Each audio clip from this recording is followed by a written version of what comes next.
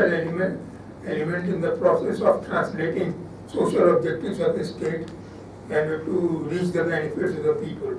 And environmental governance refers to processes of decision making, laws, policies, regulation, people's engagement, and the distribution of environmental resources and their effectiveness. And my paper covers all these aspects. I'll take up the environmental policies first, because usually laws follow the policies. Generally, environmental attitudes and consciousness revolves around attitude towards nature. And in the pre-colonial times, during the ancient period, nature was revered. Actually, in Hindu scriptures, various elements of nature were regarded as an incarnation of God, and therefore they respected, they feared, and they worshipped them. Similarly, in tribal societies, all their religious beliefs, centered around nature, that their deities are situated in sacred groves, and their attitude to nature was sharing and caring. That you take benefits from the nature, but also give back to the nature. In the medieval period, there was no such reverential attitude, but medieval rulers were very fond of nature. They enjoyed nature, therefore they established parks and gardens and various other water bodies and other things. They also created underground water structures to deal with drought and all that. And during the Mughal period, Muhaddis were engaged, this is called an administrator, to deal with various pollution in the urban area. But it is a colonial period which marks a very dividing line between the pre-colonial attitudes towards the nature and the post-colonial and the colonial period towards the nature. In the colonial period is also marked by two phases. First phase was destruction of forests. In fact, during East India Company, when Marathas were defeated by the British forces, the East India forces, they destroyed Ratnagiri forest as a symbol of victory. But more important, that during this phase of East India Company, they regarded forest as wasteland because it did not earn any revenue. So therefore, they mercilessly, deforested, and they brought, agricultural communities into the forest areas to cultivate, so that revenue can be imposed and collected and sent back to the metropolitan country. So therefore, in this phase, there was a lot of diminution of the forest. But in 1964, they suddenly decided that forests were very important, because when their own forests were destroyed, they found that forests were necessary for Royal Navy and also for its iron smelting. And when railway network was being established in India, they also wanted this for this purpose. So therefore, they had a paradigm shift in policy towards preservation of nature, conservation of nature. And but this conservation of nature came with a cost, and that cost was to deprive access to the community. And they enacted the Indian Forest Act of 1865, 1878, and finally 1978. So this change in policy was constituted a watershed. It was a structural watershed because it transferred control from the communities to the state. It was also a social watershed because it restricted communities' access to it. It was also an ecological watershed because commercial species in place of diverse natural forests were planted. So in all these three ways, local communities were affected, adversely affected. And then they also created three types of forest. Reserve forest, where they extinguished all private rights. Protected forest, where they recorded rights but not settled. And that became the focal point of conflict between the communities and the forest and the government. And the village forest, this option was not exercised. So there was resistance to this takeover of forest all over the country, which is a recorded number of movements. But as a result of which, some concessions were granted in Uttarakhand, one panchayat, which were empowered to have a share in the management. The rest of the country did not have this advantage. In the post-colonial period, colonial arrangements were continued. National Forest in 1952 declared exclusive control over forest production and management of the state. And there were continuing conflicts between forest department and the local community. National Forest Policy 1988, as a result of large civil society movement, tried to create a balance between commercial exploitation of the forest and rights of the local community. But this was done through a very discredited system of joint forest management, which were completely controlled by the forest, and therefore the local community did not have any autonomy. Then the conservation strategy adopted by the government, which extended it to the protection of wildlife, and but it also made restriction in the diversion of forest. But this policy was also exclusionary. So therefore, local communities, particularly tribals, suffered both on account of takeover of the forest as well as in the conservation strategy. After this, a large number of laws were enacted to protect forest. Wildlife Protection Act, Forest Conservation Act. Forest Rights Act was the result of a very sustained and long movement in which civil society took a long part, and ultimately the right of the local communities to forest use was finally recognized, and the injustice of the colonial arrangement were undone. At the instance of the Supreme Court, Compensatory Afforestation Act 2016 was enacted in order to compensate for the diversion of forests for development and growth purposes. But this has to be done on the community land and these other non-forest land in order to take up afforestation. The Biodiversity Act, which there is already referred to it. In the post-colonial state until 1970, the state of environmental consciousness was very low. Although there was intensification of development of resources for trade and business, and there was huge diversion of land, water resources, and forest. The resultant degradation, but there was no consciousness towards environmental protection until 1970. Environmental concerns were only confined to, during this period, sewage disposal, sanitation, and public health, which were all dealt with by various ministries, and there was no specific agency to deal with forest and environment. UN Stockholm Conference 1972 was a landmark in triggering change. But until then, there was no consciousness, because every country was required to prepare a paper, country paper. So a committee was constituted under the then member of the Planning Commission, Pitambar Pant, and three reports were prepared. These three reports became the basis for further intervention.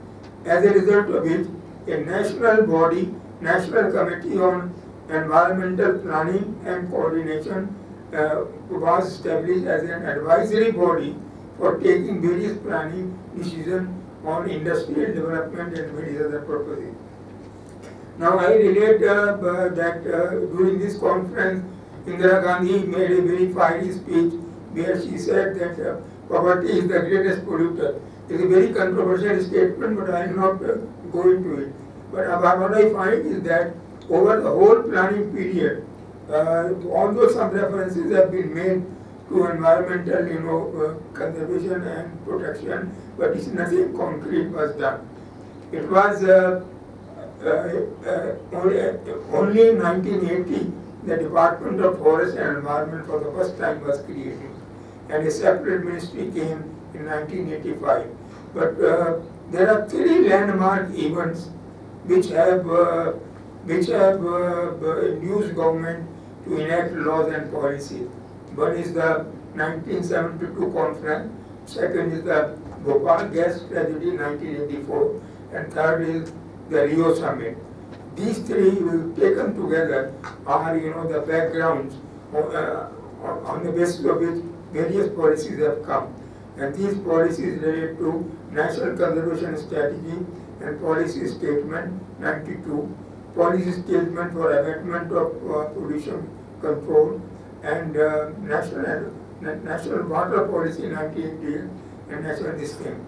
Now, in these policies and laws, all the principles of international legal framework have been incorporated, and they have also been sanctified by various court decisions, like polluter pays, precautionary principles, public NGO participation, integration of environmental concerns in all policy areas, environmental impact assessment for development activity, sustainable development, intergeneration equity, no mining in eco-fragile areas, livelihood security for the poor, conservation of environmental resources, efficiency in resource use, adoption of best technology, and audit of industry. Now, the instruments of policy effectuation, the whole idea of policy is to change the behavior of producers and consumers. This is effected through two instruments, voluntary adaptation and economic instrument. Economic instruments include taxes, subsidies, concessions, prohibitions, restrictions, and obligations. Main instrument, however, remains are monitoring and sanctioning and penalty. The criteria for evaluating policies is efficiency, fairness, and enforceability. But outcome of all this that there has been no change in continuing environmental degradation, and there is no better indication of this is that in the latest 1922 Global Environmental Performance Index puts India at the bottom of 180 countries. In fact, its position has slid from 177 in 2018 to the bottom in 2022. And if you try to contrast it with the improvement India has gained in the ease of doing business, you can see the contrast, that the improvement in growth is coming at the cost of environmental degradation. So the right of regulatory approach has really failed to achieve the objective. Although policies are not enforceable by the court, but the Supreme Court in many of their judgments have also invoked them. New initiatives have been taken of late in which like Swachh Bharat, Clean Ganga Mission, Jal Jeevan Mission, and various kind of commitments which India has made.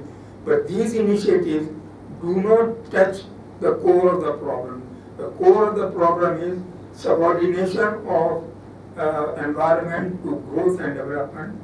Number two, diluting laws and policies to attract investment. And thirdly, consumption and production, consumption pattern that is, and production and distribution pattern is supposed. These three aspects are not touched by these initiatives. Next, I come to the environmental law. Now, in the pre-colonial period, legislations were rooted in common law on the pattern of the British, particularly the tort of public and private nuisance and negligence for protection of the private interest. They also included wildlife. I mentioned some of these laws, and but this tort remedy in environmental protection has not been used on any extensive scale in India. The common forms of tort developed in India for environmental protection are nuisance, negligence, and strict liability. Supreme Court has added a new class of tort based on principle of absolute liability after Bhopal gas tragedy. Uh, the tort action may be pursued for damages and injunction both. But generally, it has been found in India that in tort cases, compensation awarded is too low and therefore no threat to the polluter. Injunction relief is more effective, which is pursued under a specific relief act. Constitution under 42 second amendment, Article 48A imposes obligation on the state to protect the environment and safeguard forests and wildlife. And Article 51AG casts a duty on the citizens to protect the environment. But now, right of citizen to a clean environment is the basic jurisprudence of the country, having been enshrined in court's judgment in below citizens' case.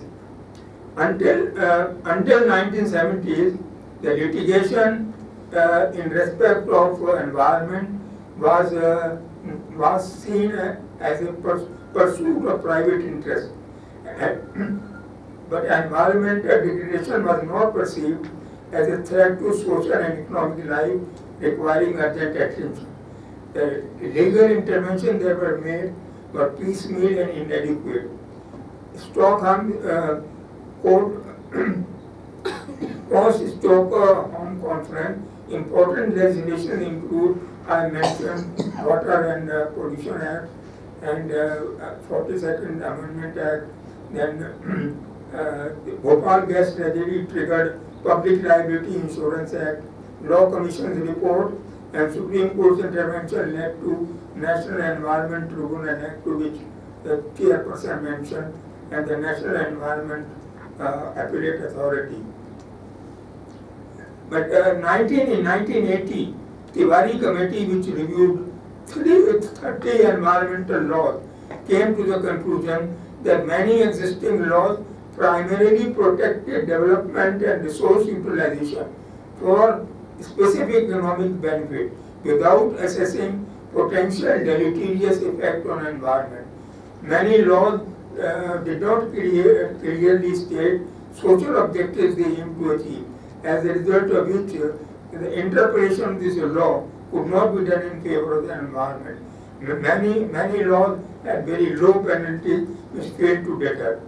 The features of the new legislation, which has been enacted during 1980s and thereafter, that most of the pre-1980 legislation were no different from general bodies of law, which means that agencies administered license system to control discharges. They were either action in torts or standard prosecution. Environment did not enjoy any protection. Post-Bhopal tragedy, legislation covered unregulated field, hitherto unregulated field. This included noise, emission, hazardous waste, transportation of toxic chemicals, coastal development, etc. The old licensing system was also supplemented with new regulatory arrangement, which included public hearing of citizens' initiative together with statutory right to information, technology forcing guidelines, and mandatory workers' participation in plant safety. Thirdly, it also vested enormous power of enforcement in agencies such as shutting down the factory, withdrawal of electricity and water supply. And fourthly, the burden of initiating court action was on the polluter. New legislation also created new enforcement agencies apart from the old one. The National Coastal Management Authority, National Biodiversity Authority, and there was separate regulatory authority for marine resources. Despite that, the quality of environment declined. This has been attributed to lack of budgetary support, political interference, lack of will to confront entrenched commercial and industrial interests, and institutional graft.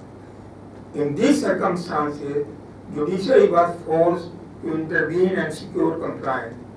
Judicial activism in 1980s was supported by a broad consensus, and but this court-administered implementation can only supplement but not replace agency-dependent enforcement. I refer to the role of judiciary. During 80s, the judiciary, in order to achieve this purpose, expanded its role, and this it did through the power to issue writs under Article 32 and 236 of the Constitution. The speed, simplicity, and cheapness of this mode released the courts from procedural technicalities. This led to rapid growth in PILs. 3 or 4 innovative changes were made by the Supreme Court in order to expand the jurisdiction. One was changing rules of standing. Earlier, only a person who had a direct interest in the matter or who was affected by it could sue in the court. But this litigation was seen as a private interest. But this was relaxed, and it was extended to citizens to deal with flagrant human rights violations by the state of the poor and underprivileged. This is called representative standing as against rules of standing. Secondly, citizen standing, where a citizen or an NGO may sue not as a representative of the poor or other victims, but in his own right as a citizen to whom the public duty is owed. So in this matter, a large number of NGOs and other organizations are taking up environmental issues without being prompted by any individual or group. Thirdly, relief in PIL is given through interim orders, short-term direction, seeking reports and compliance. For example, in Goda Burman case, which has carried on for more than 12 years. Right to know is implicit in the right to speech and expression. Now, of course, it has been enacted as a separate law. Then, state as a trustee of natural resources. Courts have not regarded the state as an absolute owner of resources, but as a trustee of natural resources, which means that all common property resources cannot be converted into private ownership. And this judicial activism has been described as creeping jurisdiction by Bakshi, but it has been used to improve quality of administrative response. There have been positive effects of this judicial activism, like it has transformed the form and substance of environmental jurisprudence. It has allowed third party to bring problems to the court. Then it has made judicial decision-making participatory, and then judicial process frequently compels defendant projects to increase spending. But there are complications, there are constraints, court's lack of expertise on technicality. Most of the time, energy of the court is diverted to getting information from government agencies. Then the identification of cases with the personality of the judge. And the outcome is entirely dependent upon before whom it gets posted. The system gets influenced by the attitude of the judges. Lack of consistency in court's decision in entertaining cases. Courts can only respond to cases that come before them. They can rarely effect systemic or society-wide changes. Then judicial process is highly structured. Unlike administrative decision-making, policy implications of a case are sometimes ignored. This persuades them to defer to the supposed expertise of government agencies and therefore fails in the objective. But there has been a cooling off the court in respect of its environmental intervention. And this restraint is exercised in challenging infrastructure provision. This is effected through basically Narmada judgment and theory judgment. And this has led to subordination of environmental interest to the cause of development. But infrastructure projects are a major area where poor people have suffered. So therefore, this restraint has really dampened, the spirit of agency which were taken from their court. And Supreme Court, the court even held that that if a project is stayed on account of PIL, which is subsequently dismissed, the petition should be made liable to damages due to the delay in project. This is unfortunate and dampening to the victims of environmental degradation. Rather than using this discouraging feature, which can cause arbitrariness and injustice in entertaining cases, actually PIL cell in the Supreme Court can scrutinize and review petitions in a transparent manner.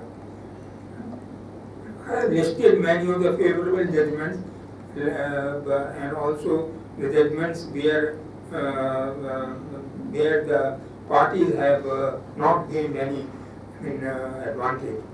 Enforcement of law now, because we have seen that there has been very poor implementation. It is almost unanimously recognized by all agencies and study that implementation of environmental regulation is very poor.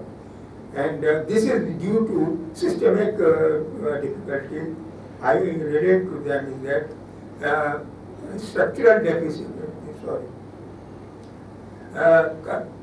deficit of human resources. Now the boards, the state boards and central pollution board, they are all stuffed with officials. Out of 17, 15 of them are officials. This ensures the state to secure its interest, and therefore any independence and objectivity is precluded. Then lack of adequate technical expertise. No qualifications are prescribed for being a member of the state or central pollution board, and therefore the disposal of the cases become very weak. Only qualification is prescribed for chairman and secretary. Then third is the limited capacity.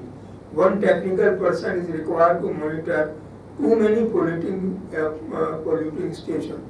Now this was so therefore in a year earlier a industry used to get 1.72 or 1.23 or 1.25 days in a year, but now it has even come down.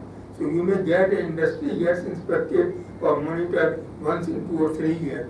So this way no relief can be given to the people. Then there are vacancies running from 43 to 65% in many of the boards. Then there is a recruitment ban. If the posts are vacant, you can't recruit. The boards cannot recruit. And also there are circulars that the post will be abolished, if it remains vacant for a year. Often some of the state boards have contract employees, very low remuneration. Then there are frequent changes in the post of a chairman. An example was cited in UP, where 24 chairmen were changed in 24 years.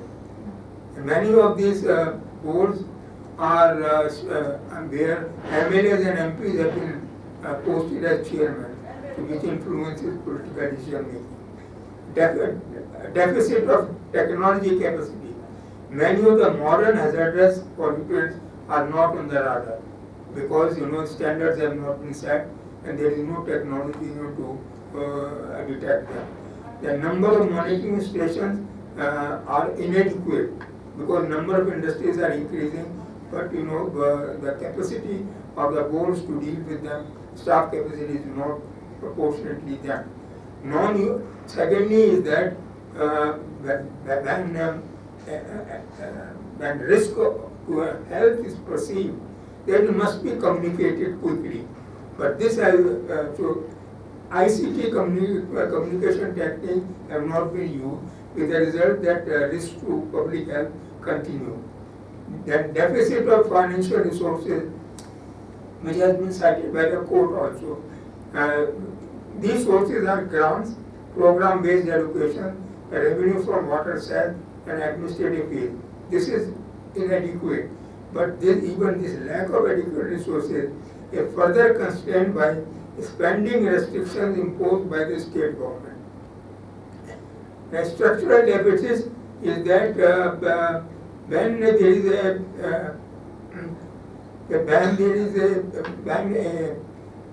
violation is committed under two acts. For example, it is committed under Water Act also, and also committed under Environmental Protection Act. And the requirement is that the punishment should be given under the Water Act, which is lower than the Environmental Protection Act. Then second is the authority to prosecute solely lies with officers of the agency. Private citizens can make a complaint by giving 60 days notice. This causes delay in prosecution and polluter destroying proof to avoid conviction. Then there are low penalties.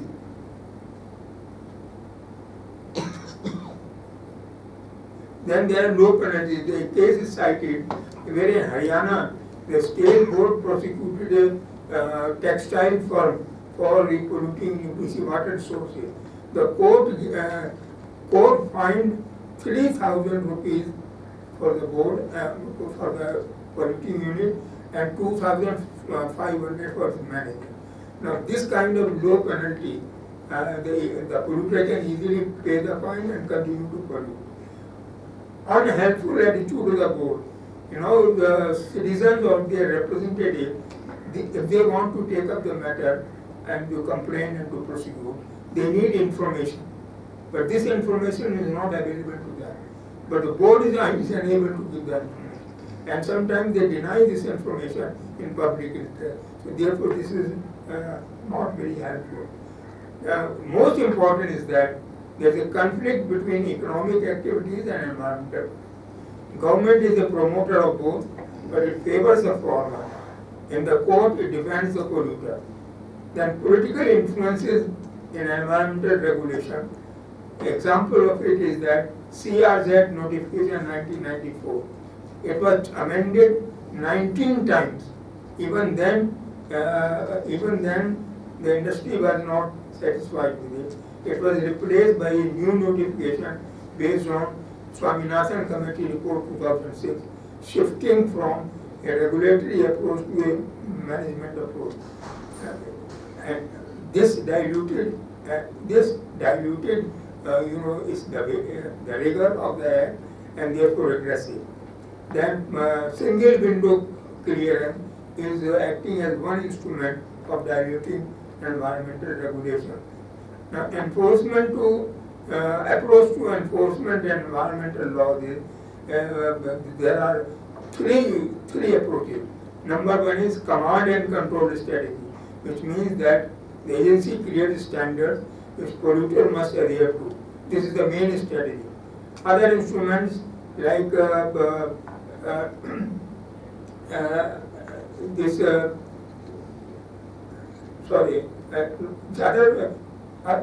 other instrument is incentive-based approach. This incentive-based approach is bank guarantee for future in case of non-compliance, subsidy for pollution control installation, public-private partnership, that is government contributed assistance for development of infrastructure.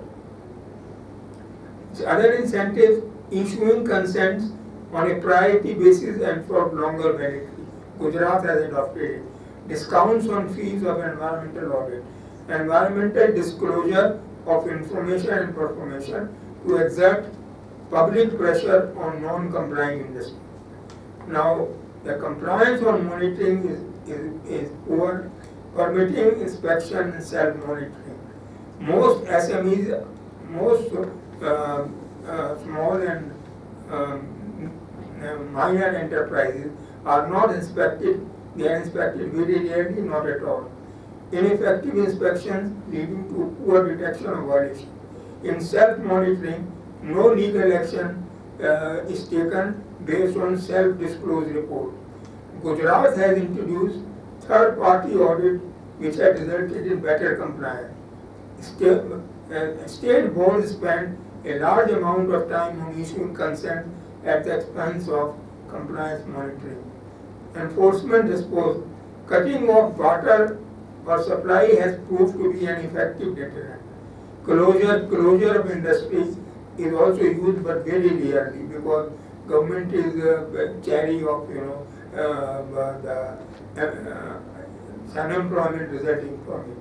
Maharashtra has its 35% success rate in prosecution, but most cases are dismissed on the ground that samples were not properly collected in accordance with the law. Monetary fines are too late to create deterrence. As a result, state boards resort to lesser number of cases and use emergency administrative powers. And mostly they use forfeiture of bank guarantee.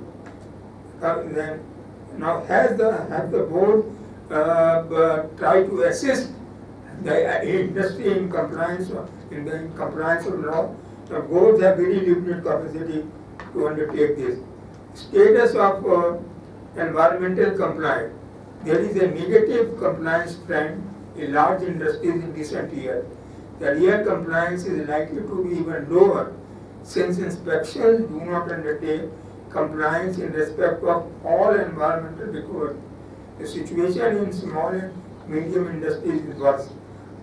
Even compliance only signifies installation of pollution control equipment. It does not indicate its use and effectiveness. Public participation in compliance and enforcement, it is done through various methods like PIL, citizen complaint, environmental impact assessment, stakeholder consultative bodies, and access to information. But boards are unable to deal with citizens' complaints because they have no capacity. Okay. Now I have to rush through. Then this chapter, next is resistance movement, this ecological distribution, ecological conflicts arising out of issues of inequality and sustainability. I have listed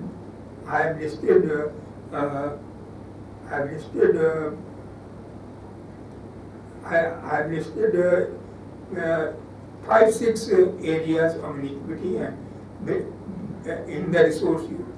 The main thrust of this inequity is that in the distribution of resources, the state is favoring industries and commercial interests while ignoring the subsistence needs of the people.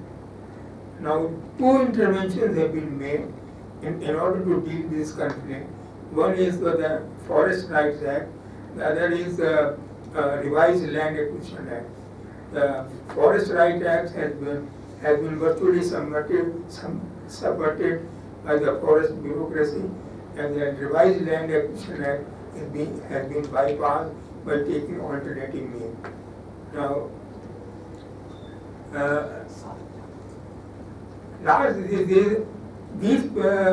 these environmental laws and governance are being undermined by various practices. And these, I have listed many practices: loosening of environmental safeguards. Environmental regulations are seen as a hurdle and bottleneck in economic growth. Then delaying and diluting environmental clearance. Then it weakened the provision for compulsory public hearing. It also took tourism off the list of projects needing environmental clearance. Ministry of Forest and Environment clears 80 to 100 projects every month. There is no compliance monitoring, and one project gets monitored only once in 3 years. Forest clearance has virtually become Forest Conservation Act has virtually become a Forest Clearance Act, and this TSR Subramaniam Committee was constituted in 2014 to recommend amendments to various laws and policies in order to ensure ease of doing business. This committee recommended that countries' environmental jurisprudence should rely on principles of utmost faith in the investors who self-govern. Now, many of these changes are taking place in pursuance of this. Then Forest Conservation Act rules were notified, 22 were notified, exempting a statutory requirement of prior consent of Forest Committee for forest diversion. And new Forest Conservation Act amendment open up as much as 25% of forest to urbanization, mining, industry, and infrastructure development. Then diversion of land within national parks and sanctuary. Then coastal and marine area, where I pointed out how the CSD notification has been changed. Now there is hundreds of cases of CSD notification violation have been reported, but very few have resulted in prosecution and the deterrent action. Tourism, the tourism, several parts restricted to visitation have been opened up, like Ladakh, ANRN, Lakshadweep, tiger reserves, and all other things. These are the very same areas from which tribals were evicted in order to protect the wildlife. But now for tourism, it has been relaxed. Weakening people's participation, the NGO civil society organization which take up environmental causes are regarded as anti-development. They are deregistered, their funding pattern is curbed, and also the prosecution is launched against them. And there is this increasing propensity to dilute or sidestep social guarantees, like the Forest Rights Act has been invoked. Annoyance and judicial intervention. Former PMs regarded public interest litigation as a political interest litigation. They wanted to curb it, but they abstained from it. But now, amendments to the Biodiversity Act, I have already seen how it has privatized resources. Similarly, privatization of water resources coming from National Water Policy 2002, under which some stretches of river were transferred, some river to the private agencies for maintenance. This was opposed, and as a result of protest, at least they have been abandoned. New mining policy. New mining policy has phenomenally increased the area of prospecting license and reconnaissance license. That afforestation model, which is being taken up in a large, huge afforestation program, is taken up under Greening India, Campa, Red Plus, etc., which will be executed by private companies to earn carbon credit. Now, local communities have been completely excluded from it, although under Forest Rights Act, they must be included. Where community forest rights have been recognized, there must be the agencies to execute it. Now, this is not an exhaustive list. This is not an exhaustive list, but only some point. Now we conclude, there is a lack of political commitment to environmental protection and sustainable natural resource management, as evidenced by huge gaps between laws, policies, and implementation. Number two, economic growth and development is privileged over environmental health.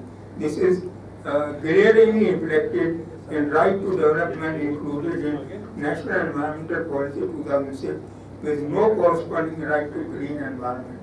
Then damage to environment is not factored in while undertaking economic activities and assessing their costs and benefits. The requisite parameters for capturing this and accounting it have not been developed. Then environmental safeguards mandated in law are diluted, ignored, bypassed for ease of doing business. The economic growth model is highly iniquitous, in which the rich corner most of the benefits, consume large chunk of environmental resources, while poor suffer poverty, unemployment, lack of access, and poor quality of life. There is no inclination to review and change this model. Then there is a huge skewness in the distribution of environmental resources between industry and subsistence. There are no strong measures to prioritize satisfaction of subsistence needs to significantly reduce this bias. Environmental considerations have no constituency in the existing decision-making process.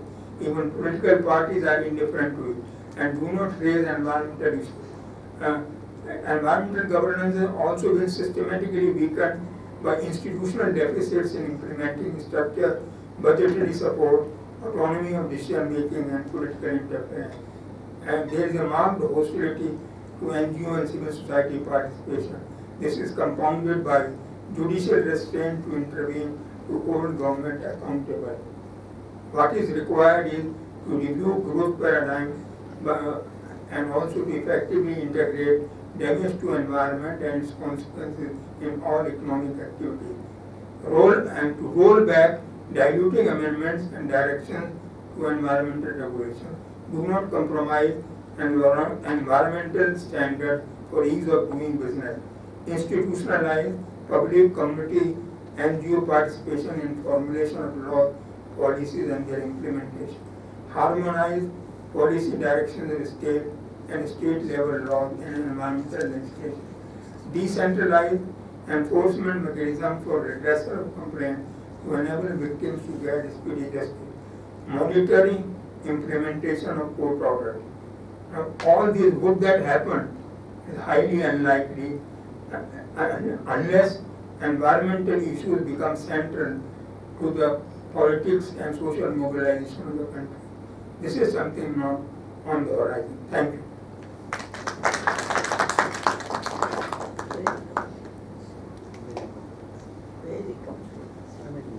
Thank you so much. So I will